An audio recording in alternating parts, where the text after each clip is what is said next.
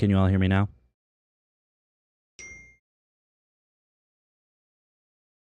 Hello, hello? Okay, I should have waited until I actually got a plus plus earlier when I asked in chat, because there was no plus plus when I asked about it. Well, thank you for sticking around, everybody. Sorry about that. So I guess the first few moments of this are going... Let me turn off pings on my phone. First few moments of this are going to be silence, because I just gave a bunch of updates that I guess none of you could hear. I was working on my software the other day, had some help from a friend, going over an audio problem I had for when I'm doing streams with guests with my software. And while we were working, I had to change the microphone in the software, and when we were done, I forgot to switch it back, so that's why I was muted. Sorry about that. Anyway, just a quick rundown, real fast, of all the stuff I said that you guys couldn't hear. As you can see, there's been a withdrawal made on the from the monobank jar. Unfortunately, I didn't get a screenshot of the amount before it was withdrawn. Anton has gone ahead and purchased a few more drones. He's been doing other work out in the field, helping out as a volunteer, so I'm going to show you guys some photos of that later. It was about 44,965 hryvnia that was withdrawn, which is about a little more than $1,000. I think 1,110, somewhere around there. So yeah, once we got updates on the drones that were purchased, I'll post those pictures too. And yeah, thank you for continuing to support the 110th Mechanized Brigade.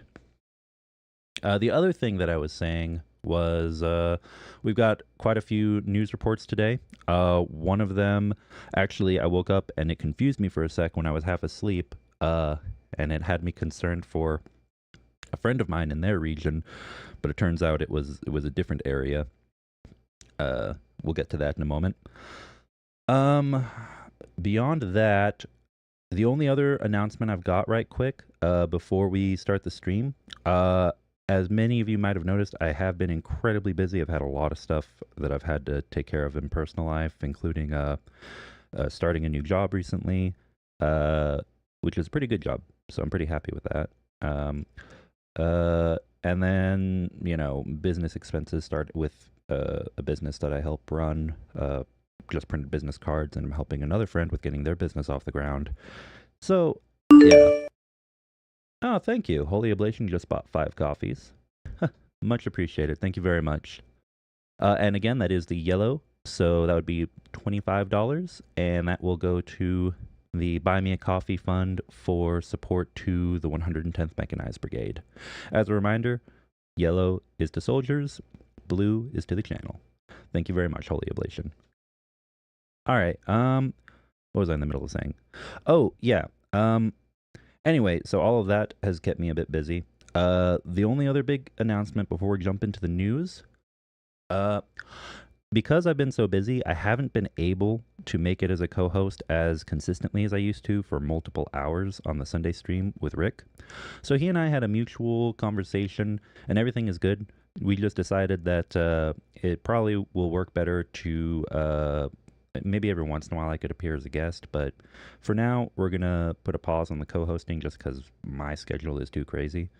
But yeah, I'll still be in the chat over there, and you might occasionally see me pop in on over there. I'll still be on the shows on Saturdays, so yeah, be sure to come join us there around, I think it would be around 10 p.m. KF time, which obviously is morning and afternoon for most in the Western Hemisphere. Yeah, but that'll be happening in a few hours. Right after this stream, Rick is going to have a stream, so be sure to go check that out. I think it's a birthday stream with Jake Bro and Roman, if I'm not mistaken. So yeah, go show some love, go show some support to Rick as soon as this stream is done, because I think it'll be an hour or a few minutes after the stream is over. All right. Now then, also, hi to everybody in chat. Anna, UTV and Ham, Demonic Ablation, Mr. Nobody, Aussie T, Mark Sangamon, It Wasn't Me, Mitch Ashdown, Tim's, The Real Dave C. Man, KK's GG, Amonski Amarsky, and Blonde Bombsheller, Mr. Spock, and anybody else I might have missed. Welcome, and thank you for being here, everybody. All right, now let's go ahead and jump into the news, especially since I lost a few minutes there with the audio issue at the beginning, which is ironic because I was fixing an audio issue the other day with my friend. All right, first piece of news that we are going to cover. Now, this is the news I mentioned that I woke up half asleep after a busy day yesterday helping my friend get stuff set up for their business. And I saw this and immediately was worried about my other friend because I thought this was in their region. But then I realized, so you'll notice this headline, drones, this is from Euromaidan Press. I'm going to put the link into the chat in one sec. But drones attack North Ossetia for the first time from where Russian fighter jets take off. So me being half asleep, I read this as, or my brain understood this as South Ossetia. And for anyone unfamiliar, you've probably heard me talk about Republic of Georgia and a good friend of mine who I've known for years who's over there. I thought that their country was now involved in the war. I thought that, because for anyone unfamiliar, South Ossetia and also Abkhazia, another region of Republic of Georgia, have both been occupied by Russian troops and pro-Russian separatist forces for about 2 decades. Well, no, not quite 2 decades, but since 2008. So for a long, long time, for a total of 16 years now. And yeah, so I was very concerned because there's already been a bit of fear among some that the war would expand to Georgia, and specifically Georgia, for multiple reasons, multiple military and geopolitical reasons. But this is North Ossetia, which is within the territory of the fake Russian Federation. So I freaked out my friend this morning for no reason. Although this is right next to Republic of Georgia, right across from South Ossetia, so this is still significant that strikes are now this close within Russian territory to the territory of the Republic of Georgia. So it will be something worth keeping on your radars and paying close attention to, especially if this ever does change and perhaps Abkhazia, which does have Russian naval bases on it that are being built, that have existed, and new ones that are being built by the Russian Federation, likely in support of Russian forces, enemy forces in Crimea. If we ever see any strikes in Abkhazia, then the dynamic of the war could shift a bit. But we shall see. Now then. Oh, let me go ahead and put this in chat.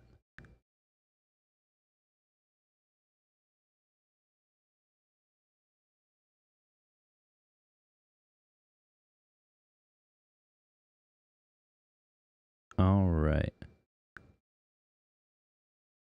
Now then, let's go ahead and cover this. So, drones attack North Ossetia for the first time from where Russian fighter jets take off. Russian Ministry of Defense reported that a drone attack targeted North Ossetia on June 8th. North Ossetia is a Russian republic with an airfield from which fighter jets take off to strike Ukraine. It is located from the combat zone in Zaporizhia, for example, with around 900 kilometers, 559 miles. So it is far from the front lines, North Ossetia.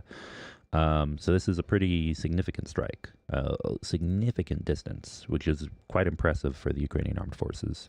Although they've struck further into Russia, of course, but still, quite a distance. One unmanned aerial vehicle was destroyed over the territory of the Republic of North Ossetia, Alania, in the morning, the Russian Defense Ministry reported. The Russian governor specified that 3 unmanned aerial vehicles were shot down by air defense forces in Mozdok. The Russian government claimed that the drones reportedly arrived from the Ukrainian side with the military airfield as their target. It is from the Mozdok airfield that MiG-31K and 2 aircraft take off, which shell Ukraine, the report states. So, from what I can see here, now it says drones attack, and remember, Euromaidan is typically a pretty pro-Ukrainian outlet. Oh, and we're at 2005 hryvnia now. That might be directly from PayPal. Yeah, I don't think that would be from the Buy Me a Coffee, because whenever the Buy Me a Coffee transfer... Oh, actually, I'll double check with Anton where we're at with the current amount that's built up in Buy Me a Coffee for transfer. But I see 2,000 that was donated, either directly through Monobank or through PayPal. And thank you very much to whoever donated that. It is much, much appreciated. Now then, as I was saying, Euromaidan typically is pretty pro-Ukrainian. You know, Maidan, Euromaidan, you know, very, very notable right there in the name. Yeah, so it doesn't look like the actual airfield was hit by Ukrainian drones. This might have been more of a reconnaissance mission. But there were 3 drones, and apparently they were shot down, reportedly shot down, according to the Russian side. But this is significant, and so, yeah, this shows that the war may be expanding at some point near or into the Caucasus, which would potentially, yeah, which basically could open up a new vector or a new, I wouldn't say a new front line, because I don't see Ukrainian troops landing in the Caucasus or, you know, attempting to take the fight directly to Russia there. This is just strikes, recon and strikes of airfields that are attacking Ukraine. But it would be significant to note just, you know, that aerial combat would be occurring in this area if that comes to pass. All right. With that, let's move on to the next piece of news.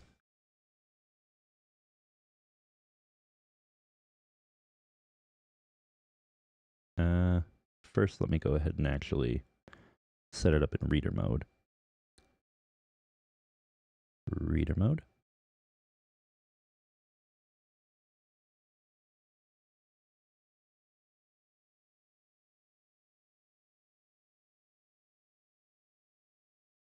And I'll put the articles into the description as well.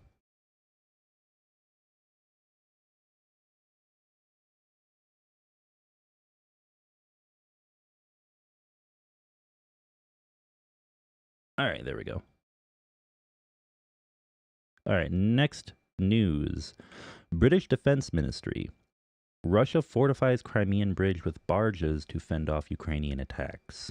So this ties in a bit to the North Ossetia news, because Crimea is there not too distant from the Caucasus, from Abkhazia and ports in occupied Republic of Georgia.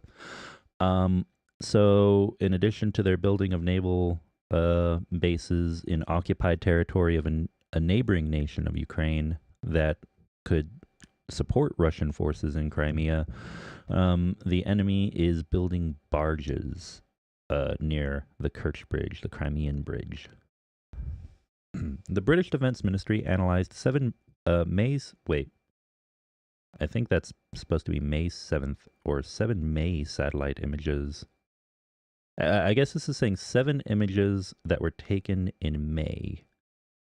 Anyway, 7 May satellite images and identified the appearance of 8 barges on the southern side of the Crimean Bridge. According to the Defense Ministry, the installation of the barges began on May 10th and was completed on May 22nd. These barges were deployed by Russian forces in an attempt to defend the bridge and shipping channel, reducing the angles of approach for Ukrainian unnamed surface vehicles, the review states. And I'm guessing that is their way of describing the naval drones, which many of you may have seen. I think we've mentioned them here on this channel, maybe also on Rick's at one point. And those naval drones have been extremely useful. And if you would like to assist with the creation of more. I believe there is still a donation drive on the official JUN-08-2024 website for the president of Ukraine. So if so, please go check it out. The UK intel reported that previous structures were damaged by storms, reducing their effectiveness. British intelligence suggests that Ukrainian strikes on the Russian ferry crossing in occupied Crimea near Kerch have seriously complicated their logistics, including for military purposes. The Crimean Bridge, also known as the Kerch Strait Bridge, is a pair of parallel bridges that span the Strait of Kerch between the Taman Peninsula of Krasnodar Krai in Russia and the Kerch Peninsula of Crimea. The bridge complex consists of a road bridge and a separate parallel rail bridge. Construction of the bridge began in February 2016 and was completed in May 2018. The road bridge was opened to traffic on May 16, 2018, while the rail bridge opened in December 2019. So remember, Crimea was annexed in 2014, and then 2 years later they started this bridge, which is ridiculous and audacious of the Russian invaders. But of course, they saw an opportunity, and they took it, and this bridge will fall down again. The total length of the bridge complex is 19 kilometers, 11.8 miles, making it the longest bridge in Russia and the longest bridge in Europe. The Crimean Bridge was built to provide a direct land connection between the Russian mainland and the Crimean Peninsula, which Russia annexed from Ukraine in 2014, illegally, I'll add. Before the bridge's construction, transportation between Russia and Crimea was limited to air and sea routes. So, yeah, we're seeing attempts to strengthen defenses of the Kerch Bridge from the Russian side. So, Ukrainians are going to need to adopt new tactics in order to more effectively target the bridge. As many of you will recall, the last time that major damage was done to the bridge was a while back, if I'm not mistaken, with the truck bomb that went off on the bridge as it was crossing, which was a major, intelligence operation in order to pull that off. So, yeah, impressive work. And I'm sure that Ukrainians will find a way to take out the logistics of the Kerch Bridge again when it's needed. But yeah, that's still going to be... That comes down to when Crimea is within Ukraine's ability to retake. And yeah, right now we need to continue pressuring our governments to assist Ukraine with enough supplies to hold the lines and retake more in the south and in the east especially. So yeah, please keep calling your government officials, everyone. Now then, next piece of news.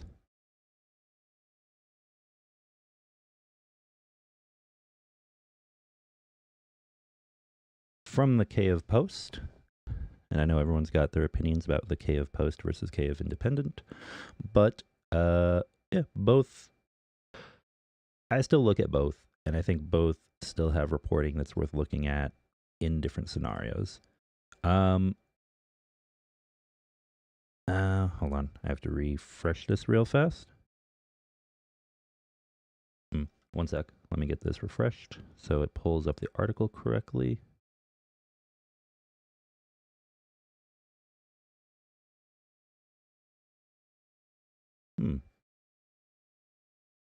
Hold on.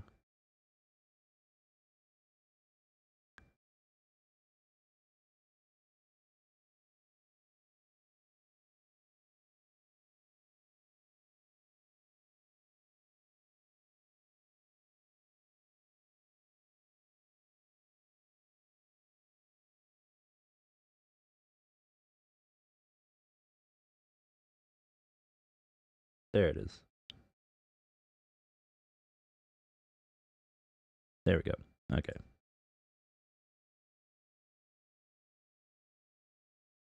Anyway, this is an article that definitely is one that I agree with, because I more and more find myself strongly agreeing, although many people from France might disagree for multiple reasons unrelated to the war in Ukraine.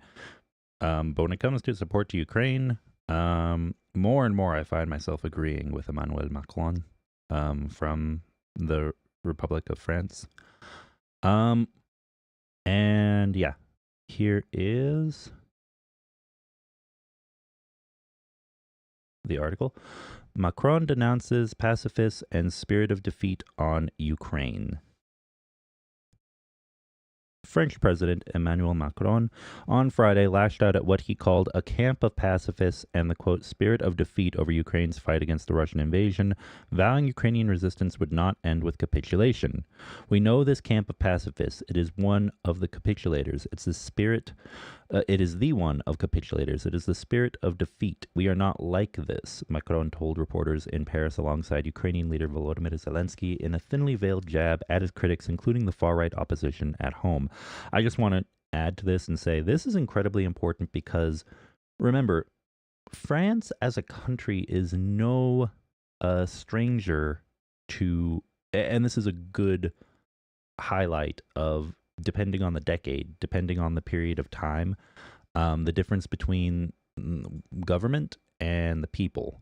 Because remember, during World War II, Vichy France existed, and Vichy France capitulated, basically, allowed itself to become, unwillingly, but still allowed itself to become a puppet state of a certain regime at the time, headed by a man with a thin mustache who many of us would say is very similar to a certain Russian dictator today. And at the time, the French resistance existed, and it was the exact opposite. The spirit of resistance saying they would never capitulate. So if there is any country that is familiar with this, of never allowing oneself to embrace the spirit of defeat or the spirit of capitulation, even in the darkest of times, it's France. So to me, this is a meaningful thing for Macron to say.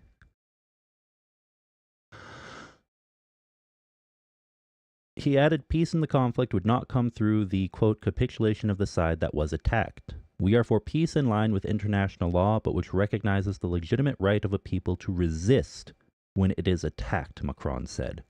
And the people, that being the key word there. This is the only peace that counts, so the pressure we are exerting is on Russia, he said. With a peace summit due in Switzerland later this month, Zelensky said peace had to last. It is very important to have a fair and lasting peace, not for an hour, not for a month, not for a year, preferably forever. That also is very important to underscore, I'll say, because, guys, I know all of us, let's just be honest, no one in the world likes war. No one. And the Russians are the ones who started this, make no mistake of that, although their propaganda says the opposite all the time, obviously. And sometimes people from other countries even parrot that propaganda of certain political leanings or just certain mindsets. But this war, if this war doesn't end in a way that Ukraine is going to be joining NATO. Ukraine is going to be joining the EU one way or another. And if this war doesn't end in a way that can be more favorable for Ukraine in multiple ways, especially since Ukraine was the country that was, unjustly attacked by the invading nation, the fake Federation of Moscovia, there will very likely be another war at some point. Maybe it's in 2 years, 5, 10, 50, like many other wars that basically everyone thought was over. People have kids, they move on with their lives, they kind of forget about it, or it's a vague piece of history in their minds after a generation or two. And then it resurfaces and it comes back. That can't be allowed to happen. I don't want to see that happen. You don't want to see that happen. We don't want to see a second war in Ukraine, years from now, because this one, the West didn't do what it was supposed to and act responsibly in supporting Ukraine the way it needed to be supported. So, yeah, let's continue to do all we can to support Ukraine and to help Ukraine fight off all of this bullshit. Not alone. Macron also said he wanted to finalize the creation of a coalition of military instructors for Ukraine in the coming days. We will use the days to come to finalize the largest possible coalition to implement Ukraine's demand, Macron said, alongside Zelensky, who had on Thursday attended ceremonies for the 80th anniversary of D-Day in Normandy. Achieving peace, diplomacy versus military force. In this new sorry, this is actually discussing a podcast. Hold on. Oh, that's just related to the link up above. We want to have a coalition, and several of our partners have already given their agreement. We are not alone. Zelensky said he was grateful for this initiative. Russian authorities have insisted that French instructors would become a legitimate target for Moscow. Fuck Putin, fuck Russia. Who would we be to give in to threats from Russia, reported Macron. France is one of Kiev's main Western backers since Russia unleashed its full-scale invasion of its neighbor in February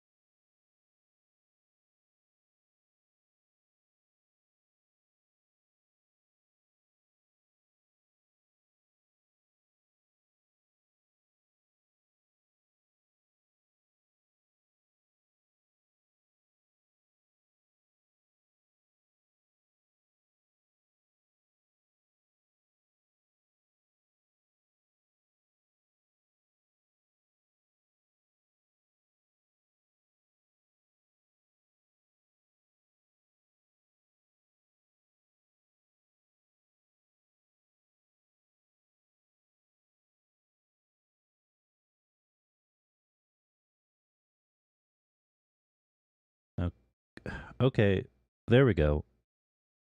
That was really... I'm sorry, everybody. My my software randomly bugged out on me. Like, there was literally no reason that I could see why the audio would turn off. I found how to fix it, but I have no idea why it stopped working. Hold on, let me check one more thing.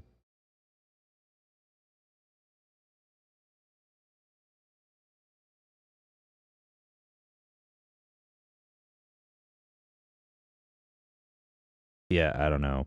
I was using one stream for audio, and the same one I always use, all of a sudden it just broke and stopped working.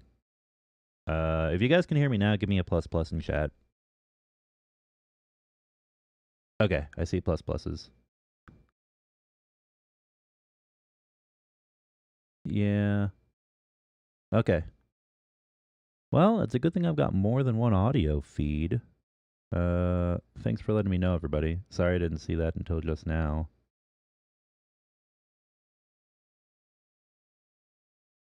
Oh, yep.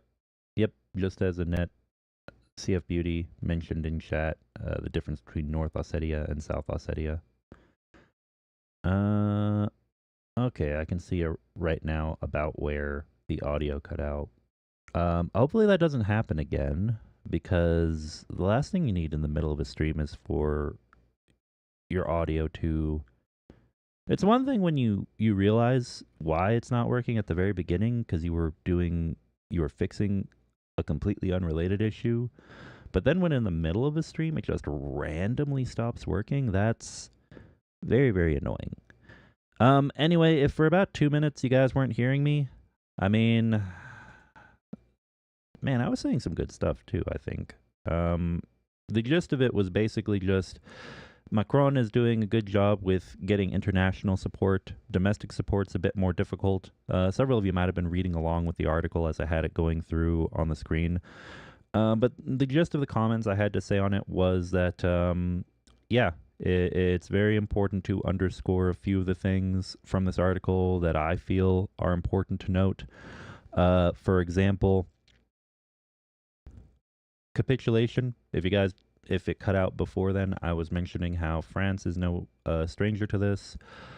Vichy France existed in World War II. The government had capitulated, but the French resistance continued to fight all through the war. So the people refused to capitulate. France knows that capitulation is not an option, better than many countries. And so, yeah, I felt that. Let me open up the article one more time. I'll just finish it and then we'll move on to the next one. Felt that was important to highlight. And another part of it is right here. From President Zelensky, with a peace summit due in Switzerland later this month, Zelensky said peace had to last. It is very important to have a fair and lasting peace, not for an hour, not for a month, not for a year, preferably forever. This is important to note because remember, everyone, nobody likes war. Nobody likes this war that the Russian invaders started. Oh, you need to go off chat? All right. Thanks for joining, Annette. And always glad to have you here. Thank you. Yeah. And CF Beauty is telling me that happens on show streams all the time too. No worries. Yeah, I just need to check chat more often. I get so into talking that sometimes I'll be kind of just going into it a little bit. But yeah, I guess that does happen sometimes with the software. All right. So anyway, the fact that it needs to preferably be forever, and things need to be more in Ukraine's favor for that to be a possibility. Because, guys, at the end of the day, if this war ends, because Ukraine is going to join the EU and NATO, but if this war ends in a way that's not favorable to Ukraine, all that's going to happen is there'll end up being another war at some point in the future. Because Russia is basically just trying to say, I realize that there's nothing here that really, I'm just taking everything and, doing all these horrible war crimes, but yeah, just be okay with it, with it, and just forget it ever happened. That's not going to be the reality. Maybe it's whenever this war is over, if things aren't in a position where it can be settled for a more or less lasting peace, what's going to happen is maybe in 2 years, maybe in 5, maybe in 10, maybe in 50, okay? There'll just end up being another war. And if it's in 50 years or longer, then a generation or two, you end up with, younger people who kind of are fuzzier on the history, or who, just don't think about it because it's something they learned in a history book in grade school, in junior high, middle school, high school, whatever the case might be. And yeah, then all of a sudden, all this will just come back with a vengeance, and another generation will be caught up in it. So let's hope that that does not happen. We need to support Ukraine to make sure that does not happen. All right, next piece of news from independent.co.uk. For those who are Americans, or possibly even from Florida, if we have any Floridians listening, Putin invokes Cuban... Oh, and I think I forgot to put this into chat. Let me do that right now. Also, where are we at with time? 43 minutes in. Okay, we're going to do a few more articles.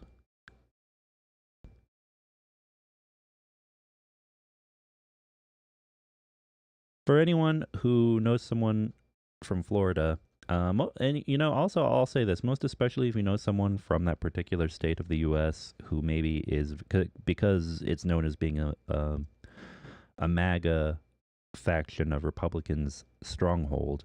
If you know anyone who's very pro-MAGA or pro-Trump, someone who has been critical of Ukraine, someone who has maybe even spoken out in support of Russia, because that's not unheard of, unfortunately, and they're from Florida, definitely send them this, because why would anyone ever in their right mind remain neutral or even side with a Russian dictator who may be seeking to put nuclear missiles or nuclear capable ships, or both, into Cuba right off of your coast? That's a very serious question.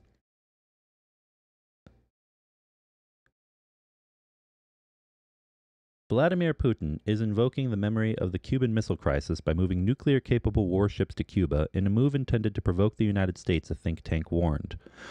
4 Russian vessels will make a port call to Havana between the 12th and 17th of June before stopping off in Venezuela later in the month, according to Cuban and U.S. officials. The Admiral Gorshkov frigate, the Kazan nuclear-powered cruise missile submarine, the Academic Pashin replacement oiler, and the Nikolai Chiker rescue tug will all be part of the visit. The U.S.-based think tank Institute for the Study, the U.S.-based think tank Institute for the Study of War. The Admiral Gorshkov is capable of carrying Zircon hypersonic missiles, which the Kremlin has touted as being able to carry a nuclear warhead. There is no suggestion the ship will be equipped with nuclear weapons during the visit. In 1962, former Russian Premier Nikita Khrushchev moved nuclear missiles to Havana, which led to an intense standoff between Moscow and Washington.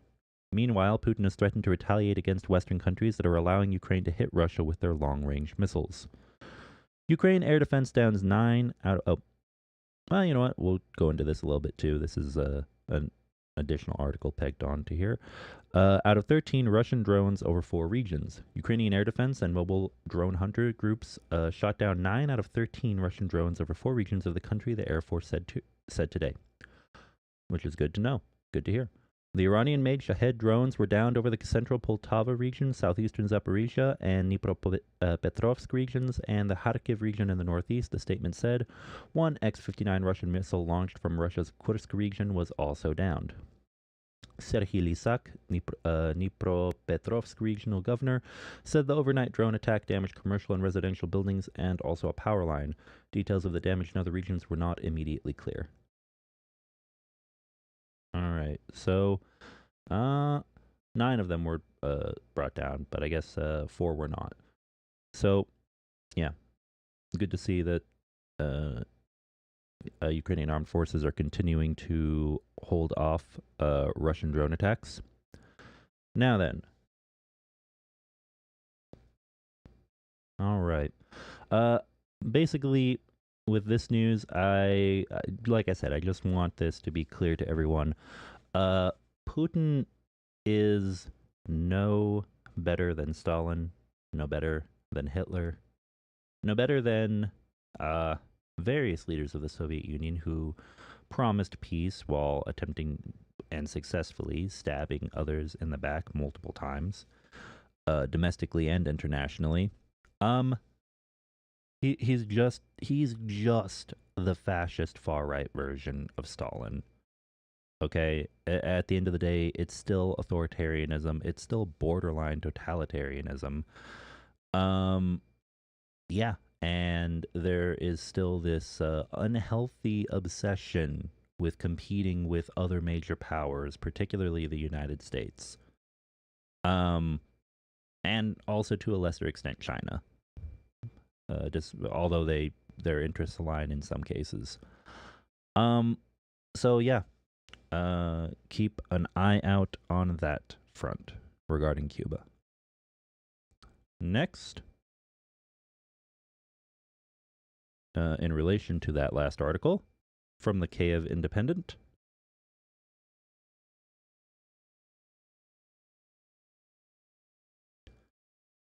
I see we have a few people who have come back. If anyone is returning after the 2 audio issues caused by 2 completely separate bugs, sorry about that, and welcome back.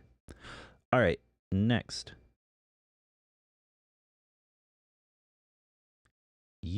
By the Kiev Independent. U.S. considering increasing deployment of tactical nuclear weapons.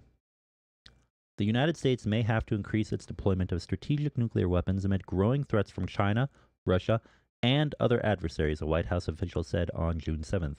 Prane Vadi, the White House's senior director for arms control, was speaking at a meeting of the Arms Control Association when he warned that absent a change in the nuclear strategy of Russia and China, the U.S. may be forced to expand its nuclear arsenal.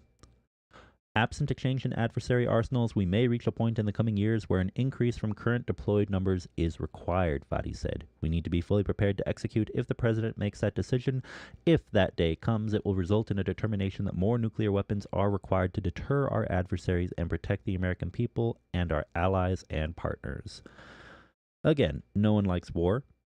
I don't think any sane person in the modern world, knowing what mutually assured destruction is and what the result would be for all sentient life on the planet Earth, likes the existence of nuclear weapons, but regardless, they do exist. So this makes sense. If you're going to deter your adversaries, you can't allow them to brutally take over land, build up new military alliances, and outpace you in terms of, production and deployment of nuclear arms. So, I support, some people may find that a controversial statement, but I support this. It is important. Nobody likes the reality of it, but it is crucial. All right. Russian President Vladimir Putin has repeatedly made nuclear threats against Ukraine and the West since the beginning of the full-scale invasion in February 2022. The threats have failed to materialize. However, Russia publicly stages exercises simulating the use of tactical weapons. According to Russia's defense ministry, the drills are in response to provocative statements and threats of individual Western officials against the Russian Federation, although the ministry did not specify which Western officials were making threats or provocative statements. Yeah, just make a vague statement or threat and attach the word Western to it, and there you go. That's basically Russian realpolitik in a nutshell. You know, uh, just continue to repeat the narrative until it seems as though it's become true. Rewrite the truth, because at the end of the day, that's kind of a remnant of the Soviet times that still permeates, in my opinion, permeates Russian political and even, well, I won't say journalistic culture, but propaganda culture. Yeah, propaganda culture in Russia, which is kind of this idea that loyalty to the state is more prevalent, more important than the truth itself. And that is both scary and, in many cases, incredibly detrimental, especially when it expands to certain things that aren't even just political in nature, such as science, such as the war on certain aspects of Soviet science that resulted in famines decades ago. Anyway, off topic. But yeah, basically, modern Russia, if you want to get away with anything, just blame the West. In February, the U.S. told allies that Moscow could deploy a nuclear anti-satellite weapon or a mock warhead into space as early as this year. Vadi emphasized that the U.S. remains committed to international arms control and non-proliferation, although, he said, Russia, China, and North Korea are all expanding and diversifying their nuclear arsenals at a breakneck pace, showing little or no interest in arms control. Alongside Iran, these countries are increasingly cooperating and coordinating with each other in ways that run counter to peace and stability, threaten the United States, our allies, and our partners, and exacerbate region tensions. Everybody, I want you all to remember this also.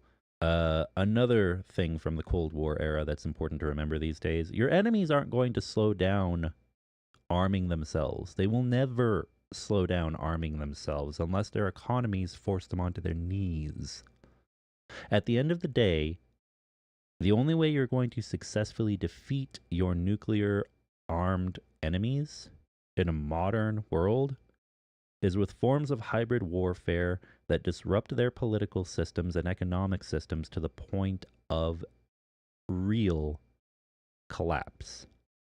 Just as the Soviet Union collapsed, but did so in a way that didn't result in Armageddon, the only way you're going to be rid of things such as Iran, Moscovia, China, North Korea, and realistically not all of them, because you can't get a collapse or a regime change in all of these countries. But if you want to see some of these threats disappear, the only way it's going to work is with complex, sophisticated, professional espionage and military intelligence, political intelligence that allows you to support the right groups and individuals at the right time to result in a change in government. And that doesn't happen overnight. That takes quite literally decades of constant work. All right. The senior White House official said Russia, China, Iran, and North Korea are sharing advanced missile and drone technology. He pointed to Moscow's use of Iranian drones and North Korean artillery and missiles in Ukraine, as well as Chinese support for Russia's defense industries. Oh, is there another live stream going on right now? I know that there's one starting in a few minutes. Yeah, in about 37 minutes, there should be one over at Rick's channel. And then... Oh. Hey, James. I hope everything's good, man.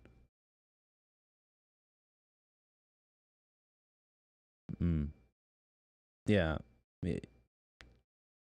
Yeah, I won't go into any details, but James and I have been catching up a bit, so I know a little bit about that stuff. I hope things improve soon, man. And I'll respond to your message today when I've got a moment to breathe.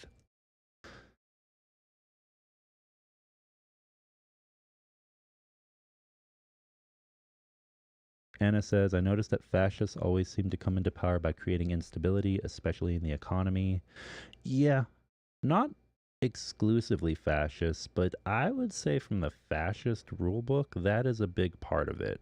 You start out by being the wild card or the wild child, so to speak, the outside force, the brand new one that unifies people, especially the youth of a nation, and brings them into line with kind of hardline, um, disciplined, extremist views.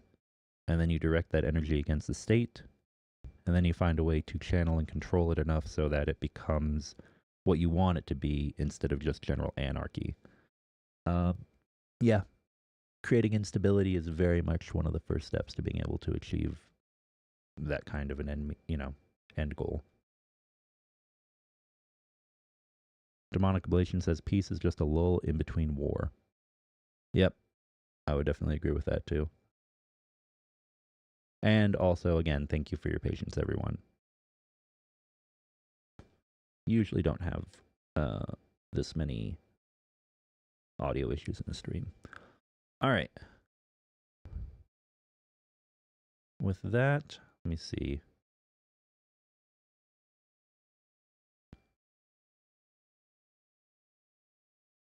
All right.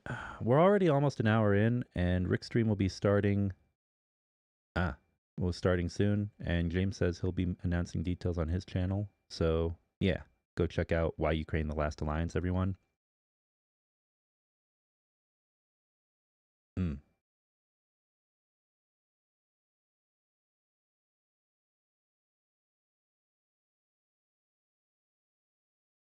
Okay.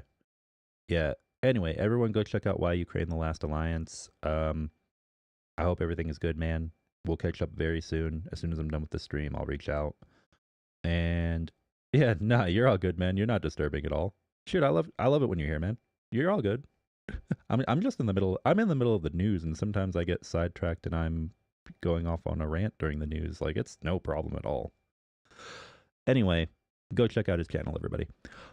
Next thing, we'll do 2 more articles, and I do need to end the stream before we hit like an hour and a half or 2-hour mark. So we're gonna do that, and then let's see what else are we gonna do.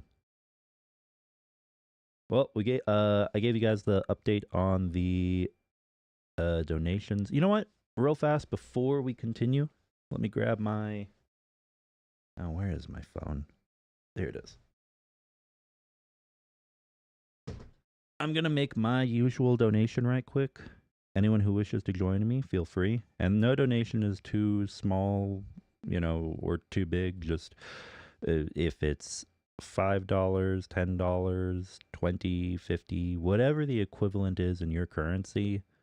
Yeah, if you want to join me, feel free. I'm making a small donation today because I have for months been broke, but pretty soon probably won't be as broke as I have been. Yeah, I'm going to be making a small donation today and probably making a bigger one once I get a few paychecks.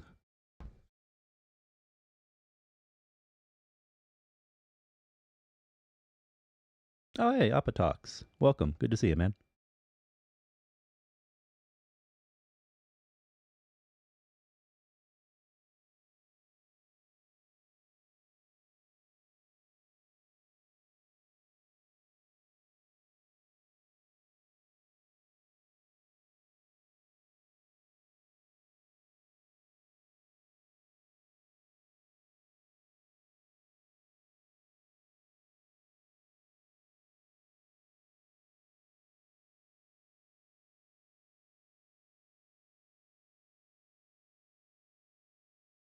All right. And that has been done over PayPal.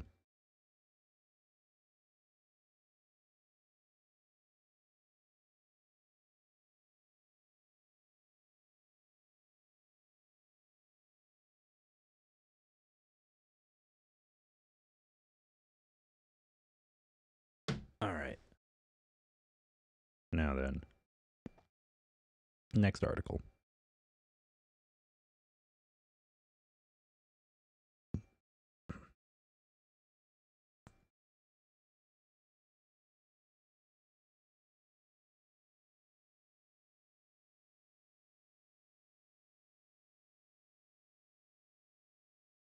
All right, from AP News. Biden apologizes to Zelensky for months-long congressional holdup to weapons that let Russia advance.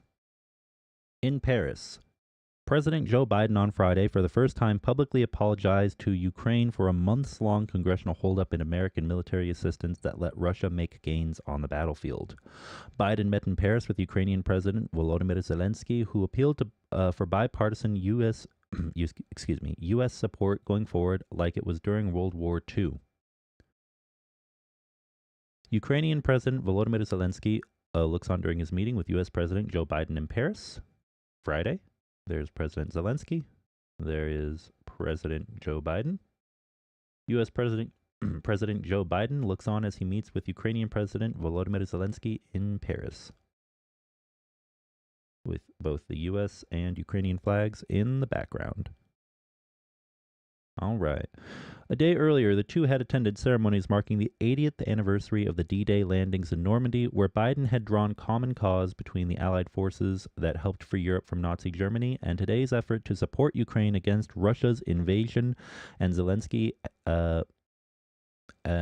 had been greeted with a rapt ovation. I apologize for those weeks of not knowing what's going to happen in terms of funding, Biden said, referring to the 6-month holdup by conservative Republicans in Congress to a $61 billion military aid package for Ukraine. Still, the Democratic president insisted the American people were standing by Ukraine for the long haul. We're still in, completely, thoroughly, he said. AP Washington correspondent Sagar Meghani reports President Biden has said sorry to Ukraine's president for months-long delay in getting military aid to his fighters. The apology, and Zelensky's plea for rock-solid support akin to the Allied coalition in World War II, served as a reminder that for all of Biden's talk of an unflagging U.S. commitment to Ukraine, recalcitrance among congressional Republicans and an isolationist strain in American politics have exposed its fragility. And, although unremarked upon, the specter of Donald Trump's candidacy loomed over the discussion as the Republican former president and the presumptive nominee has spoken positively of Russian President Vladimir Putin and sparked Ukrainian concerns that he would call for it to cede territory to end the conflict. Americans, all Americans listening, I don't care if you're here right now, if you're listening to this later on in a recording, Americans, don't choose a wannabe dictator who favors Vladimir Putin, who is, at this point, a convicted felon. Whether he'll still see any jail time or not, we have yet to see. A man who, by his own admission, has said that he doesn't want to be a dictator except for on day one. Don't take that as a joke. Don't take jokes at face value. People use humor to mask, especially those who aren't the most intelligent, who have an ego, who think that they can get away with anything, will use humor to mask their true intentions. When people tell you who they are, believe it. And this man right here, this man must not ever be president of the United States again. That's my message for today on that topic.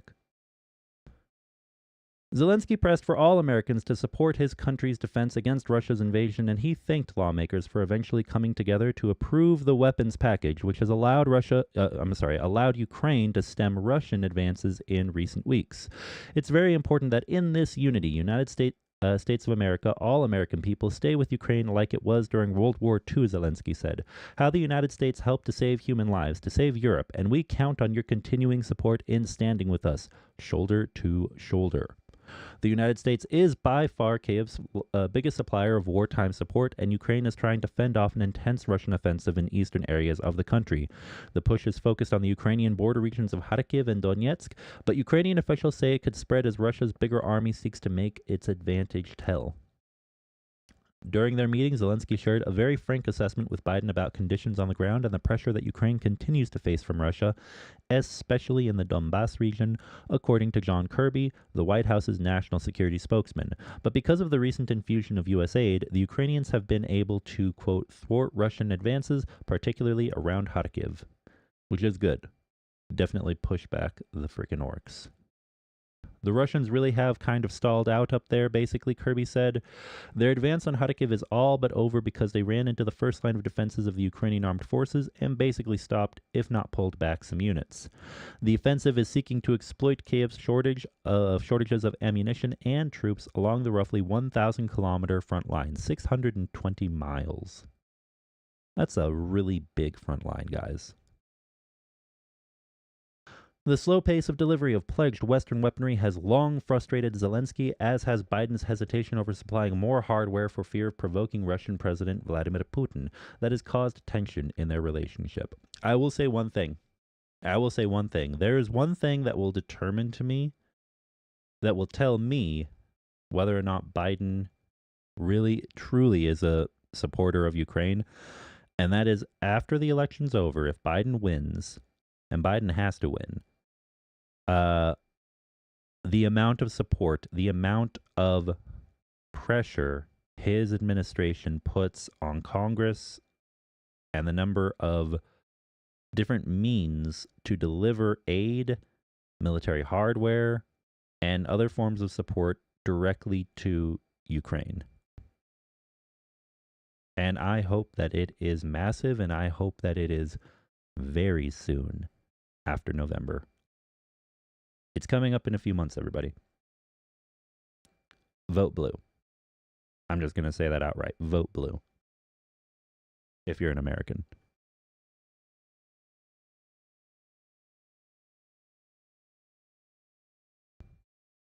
Ukrainian President Volodymyr Zelensky listens to the Ukrainian national anthem and at the Invalides Monument during a military honors ceremony.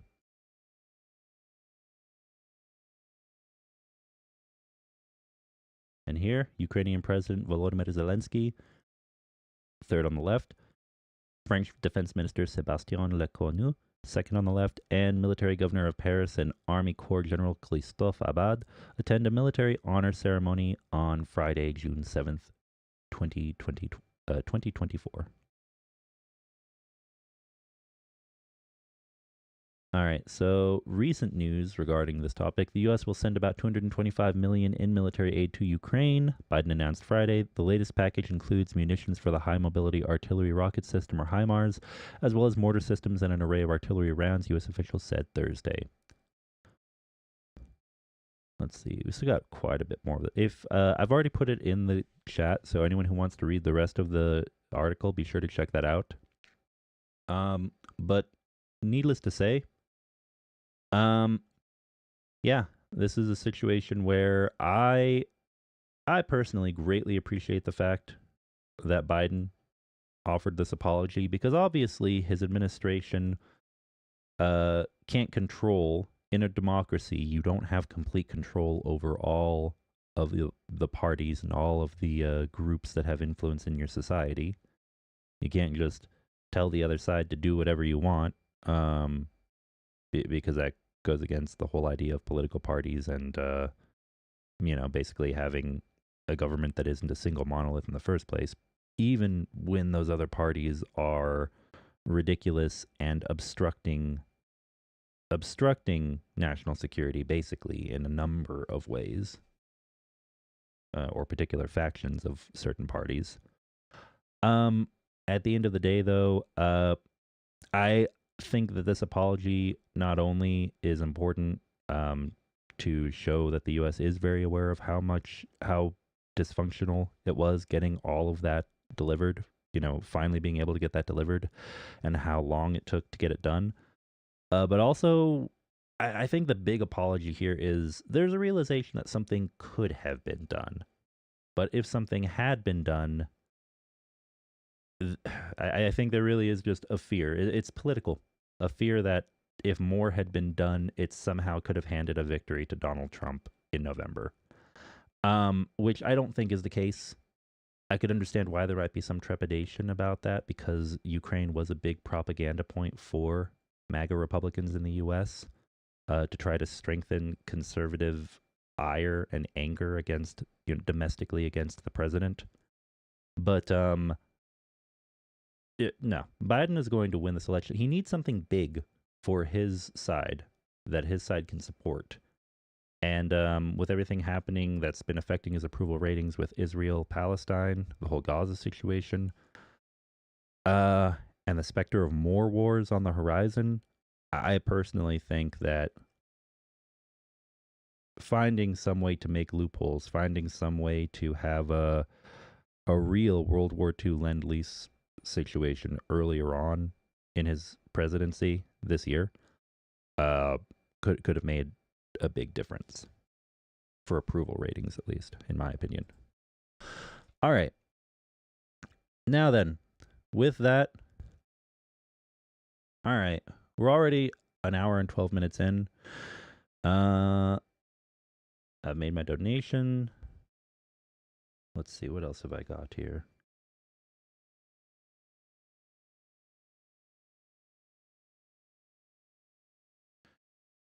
Well, we're going to have a few more streams here pretty soon. In fact, I need to message another person. We may have a surprise guest on the channel soon to discuss a bit about the topic of pro-Ukrainian sentiment and reporting in languages other than English.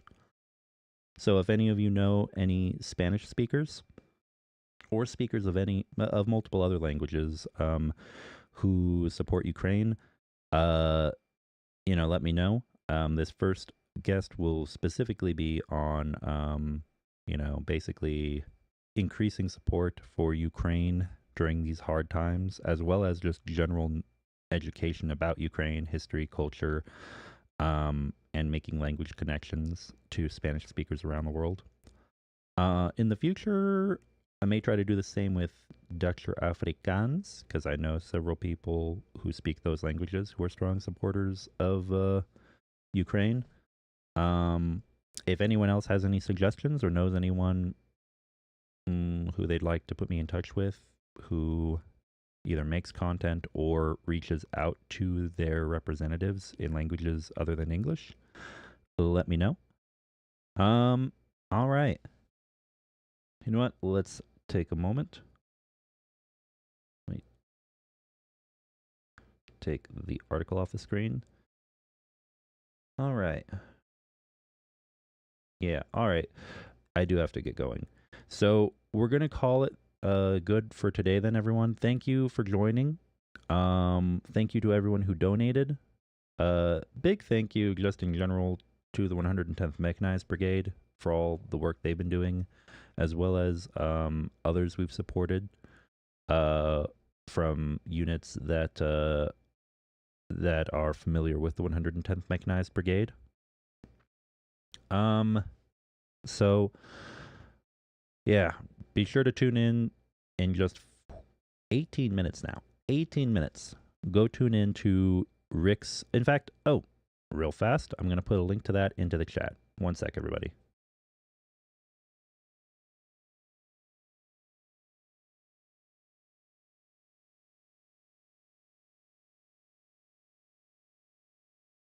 Oh, and James is also live, so I'm going to jump over to his real fast. Actually, hold on one sec, everyone. Before we finish the stream, I'm going to jump over to James' stream, and I'm going to get Rick's ready. We're all on at the same time. Okay, let me just do one thing at a time first.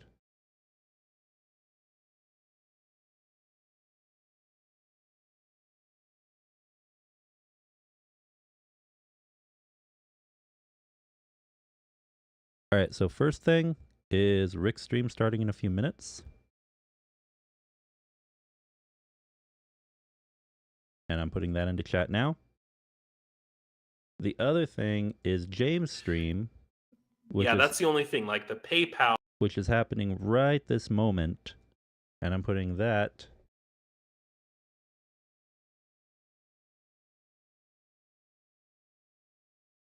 into chat as well.